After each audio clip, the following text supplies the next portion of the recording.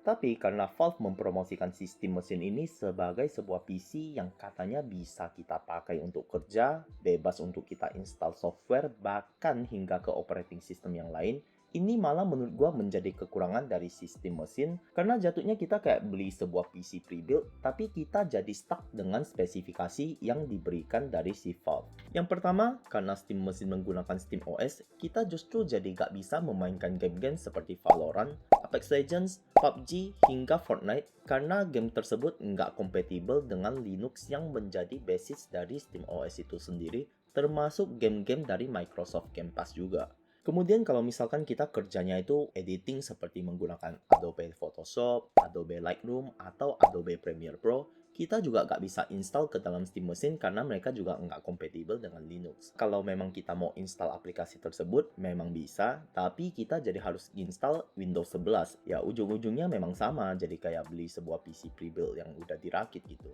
Tapi yang menjadi masalah di sini dan yang menjadi kekurangan adalah kita jadi stuck dengan spesifikasinya. Yang pertama, kita cuma dikasih kapasitas 16 GB dan kedua, kita itu dikasihnya dalam bentuk SODIMM atau RAM laptop biasa, bukan seperti RAM PC yang kemungkinan speednya itu lebih rendah. Dan katanya sih RAM-nya udah disolder ke dalam mesin, jadi kemungkinan besar itu nggak bisa di-upgrade ke 32 GB. Dan untuk storage-nya, kalau memang kita mau upgrade, kita memang dikasih opsi untuk upgrade sendiri karena RAM-nya itu bisa dicopot. Jadi misalkan kita awalnya beli yang 512 GB, terus kita pingin upgrade ke 2 TB, kita tinggal copot yang bawaannya terus kita ganti ke SSD baru kita.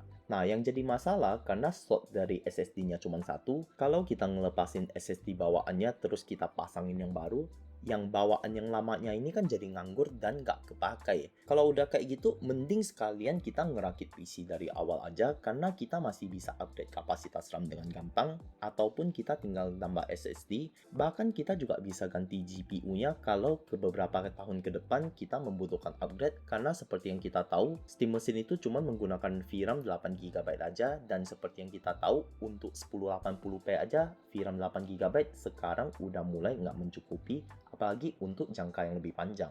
Apalagi Valve sendiri ngeklaim bahwa sistem mesin ini mampu memainkan game di resolusi 4K walaupun dengan catatan FSR dinyalakan. Jujur gua masih cukup skeptis mengingat tekstur game yang makin hari makin berat. Apalagi kita tahu tahun depan GTA 6 launching. Apakah cukup VRAM 8 GB mengingat trailernya aja udah gila banget tekstur gamenya.